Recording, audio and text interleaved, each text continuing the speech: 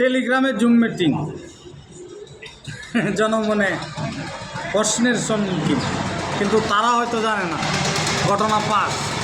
আসসালামু আলাইকুম। আজকে হঠাৎ করে একটা ভিডিওতে আইছি। ভিডিওতে আওয়ার কারণ হইছে, বিশেষ একটা কারণ আছে। এটা কারণটা হইলো না কইয়া পারতাছি না। আমাকে একজন প্রশ্ন করছে যে ভাই, অনেক ভিডিও বানান, একটা খবর রাখেন। আমি কি যে টেলিগ্রামে, যে ধরুন হোয়াটসঅ্যাপের জুম মিটিং আছে, টেলিগ্রামের জুম মিটিংয়ে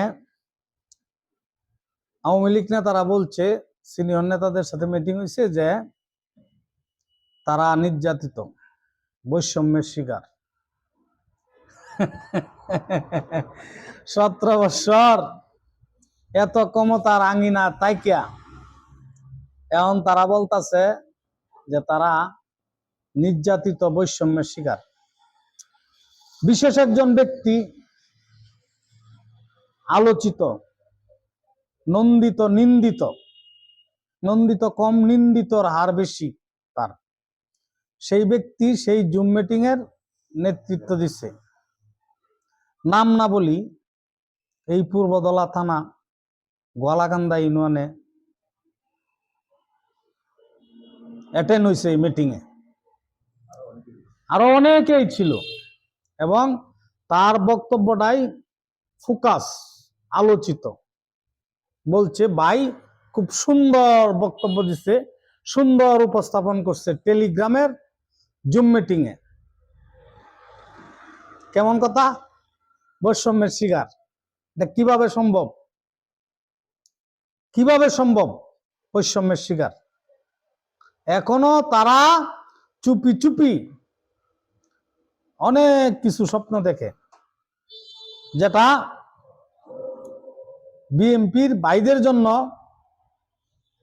এটা সুখবর, দুঃখেরও খবর। আপনারা খবর রাখেন না, আমরা খবর রাখি। আমাদেরকে অনেকে বলে, যারা জুম মিটিং এ ছিল, তাদের শুভাকাঙ্ক্ষী, তারাই আমাকে বলছে যে মুষ্টিময় কারা ছিল, কিভাবে ছিল। গত বুধবার দিন বিকাল 3টায় সেই মিটিং এ অ্যাটেন্ড করেছে, এবং আমি বলার পরে একজন বলছে যে হ ভাই, লোকটাকে দেখছি খুব হাসির উজ্জ্বল অবস্থায়। আমি কইছি হইতে পারে, হাসির উজ্জ্বল অবস্থায় থাকতে পারে, কোনো আশ্বাসের বাণী পাইছে। তাদের ক্ষমতায় যারা ছিল বিগত দিন, তারা হয়তো আবার পুনর্বাসন হইব, তাদের মনে এই ধরনের একটা চিন্তা ভাবনা। পাগলের সুখ মনে মনে একটা কথাই আছে না?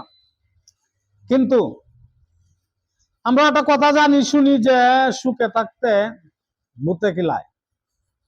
মানুষের বিপদ, প্রত্যেকটা মানুষের বিপদ প্রত্যেকটা মানুষই টাইনে আনে। কারণ এই মুষ্টিময় কয়েকটা লোক মানে এইভাবে নাড়া দিব কিছু বিনিময়ের জন্য। নাড়া দেওয়ার পরে হবে কি, যে সহজ সরল লোক যারা, তারা পেরেশানি, হেনস্থার শিকার হইবে। কিন্তু দুষ্ট সারা জীবনই দুষ্টর কাতারে থাকবো, আর তারা বলতেছে যে বৈষম্যের শিকার আমরা। ম্যাম, আমরা বৈষম্যের শিকার। এই হচ্ছে অবস্থা। তবে আপনারা যে টেলিগ্রামে জুম মিটিং করছেন, এটা জনমনে একটা প্রশ্ন জাগছে, অনেকে জানিয়ে গেছে। সালামু আলাইকুম, ভালো থাকবেন সকলে।